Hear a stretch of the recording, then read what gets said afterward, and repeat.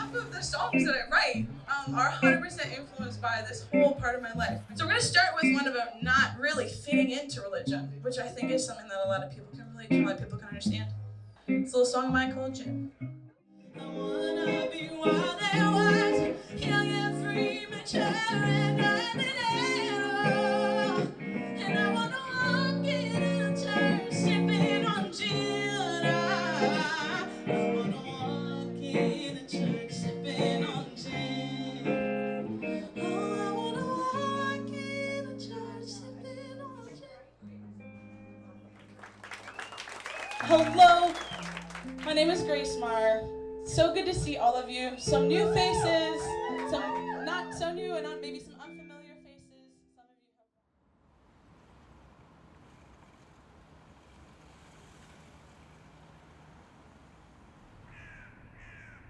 you have. Make me coffee, please.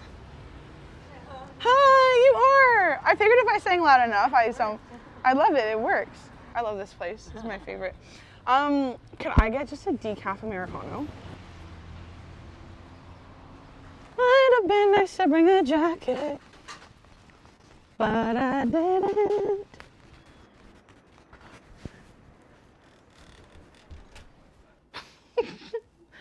Scheduling.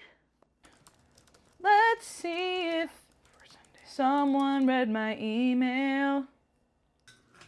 Turn off. Forward, reverse, turn off. No more movement. That was hard. Hello? Oh my gosh, Jan! Wait, I can't see you. Hold on. Okay, wait. Jan, I haven't seen you in so long. Oh my gosh, hi. You look amazing. My name is Jan Bentham, and I've known Grace since she was a child. I'm very good friends with Grace's mother. When Grace was a child, she was like a musical sponge. She picked up everything she heard. She wanted to sing all the time. I remember it was the first time that I got a reaction. Other parents started telling my mom, like, your daughter sings, or this is like, she's really good. And then my mom told me, like, you did a good job. And I remember being like, yeah, I just did it. Like, that's just cool. It's done. It's over. And then she was like, no, like, you're really good at this. It's like, this is a gift, you know?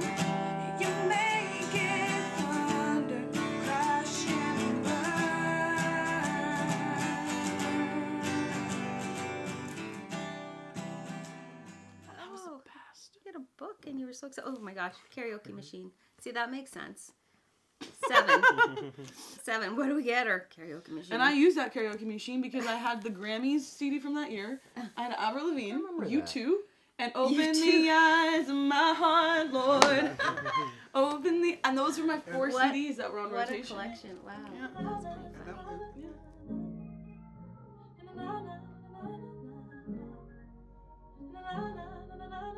I've been so privileged in Toronto specifically to have like the best communities and the best leaders and the best people.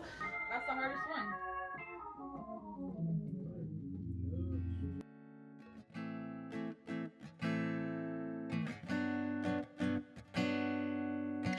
In the silence I find you, telling a story I'm all too familiar with.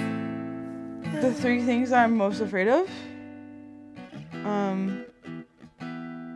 Singing, probably body image, and intimate relationships.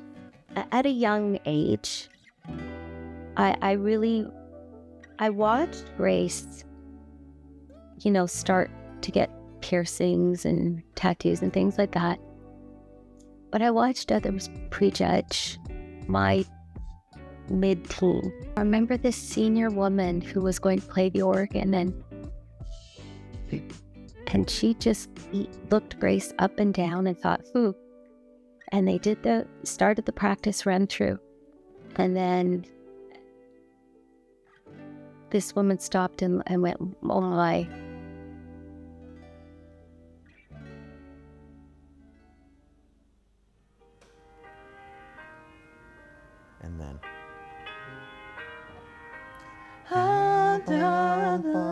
Yeah, so.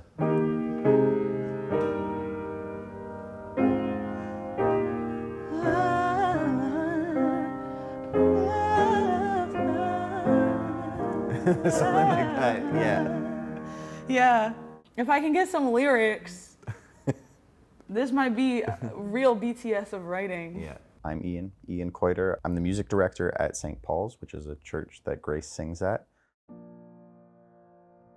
I remember probably the first 6 months I was here, I just, like, oh my gosh, I didn't even want to come in with coffee. Like, you just are like, the outside world doesn't belong in here.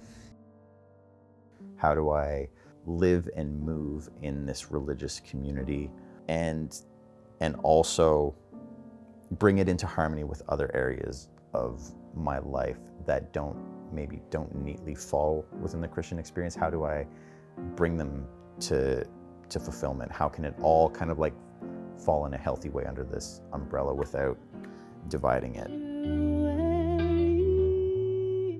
I got the itinerary for Los Angeles. Location, California. You want to be there. Oh, yeah. I mean, look at writing camp. oh my She God. does things. I think Grace has a perspective that I think is really interesting. Someone who is progressive and queer, but finds herself, especially if you're part of a large institutional church that's been around for a long time, you know, you have to toe certain lines theologically, politically, and that's not fun. Hi, my name's Sage Lee, and I'm a human being who sometimes does music. There's a large community of people that feel neglected by the church, and in some ways neglected by God. And by her speaking on her life experience, she allows them to feel seen in a community where God is present. It was a really hard line to walk because the church teaching is the church teaching, right? So you still had to kind of walk this weird line. It's not fun to feel like you can't honestly reflect on something, or you can't do something that you genuinely think is interesting or meaningful because you're afraid that it's going to offend someone. Those 5 tracks, all the stems, so all the actual instrumentation got lost early this year, so January. I went to go record the vocals for everything and it was like gone, so we had to re-record everything, all the songs. If I was supposed to do this, I probably would have given up a long effing time ago, because this shit is hard. Like, it's really hard. It's not easy. I don't recommend that people pursue arts and culture unless they really, really love it. Yeah, that's what I'm wondering. The synth underneath it. Are we gassing the synth for live streams only? So much of this past year of releasing music came out of literally not knowing what to do next. And being like, I thought I was a songwriter, and then I thought I was a worship leader, and before that I thought I was an artist, and then a singer, and it just felt like nothing really was like fully encompassing. I miss God when I'm not being honest and being real. And when I'm not being the fullness, and when I'm not committing to the fullness of who I am.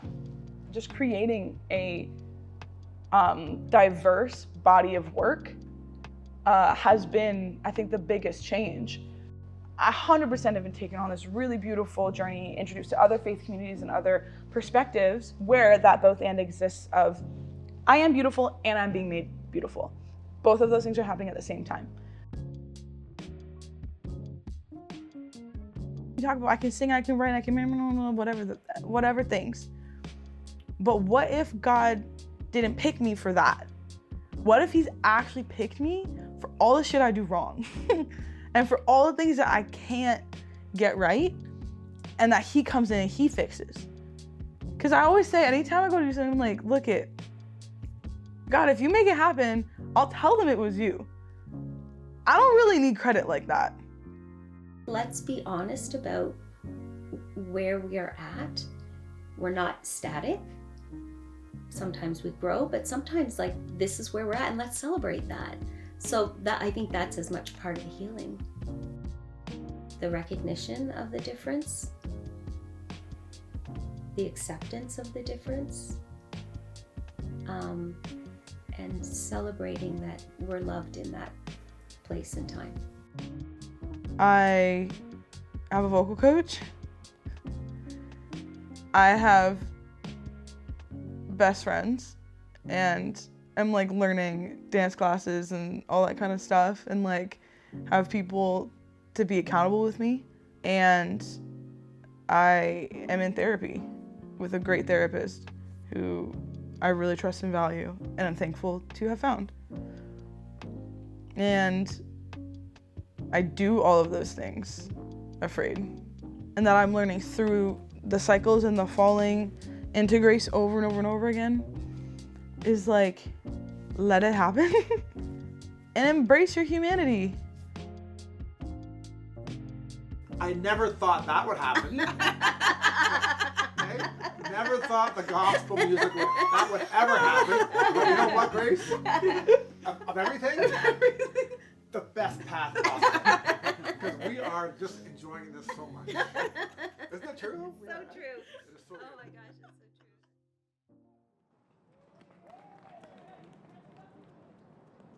I think what I appreciate most about Grace is how she shows up in any space, but also musically. She shows up with an open heart for God and for people, and willing to embrace them and also embrace herself in a way that makes people gravitate towards her. Yeah. Grace is who she is. I love that about her. I wouldn't want her to change anything. Yeah. She is who she is. We love her completely. She's honest with us. She's honest with herself. I keep coming back to Jin. For me, that song encapsulates her. Like, I think it best depicts her openness to everyone at every point and place in their journey. And the idea of someone saying to another person, you know what? Please don't feel judged. Please don't feel judged. Like, God loves you. God loves you as you are, as he created you perfectly and beautifully. Your life is a sacrament. Your life is sacred. You know, that's where it's gonna bubble up, is in your life. And if you can't see it in your life, you're not gonna see it in church, right? I'm really proud to be in spaces with people that allow people to be in spaces and simply be there.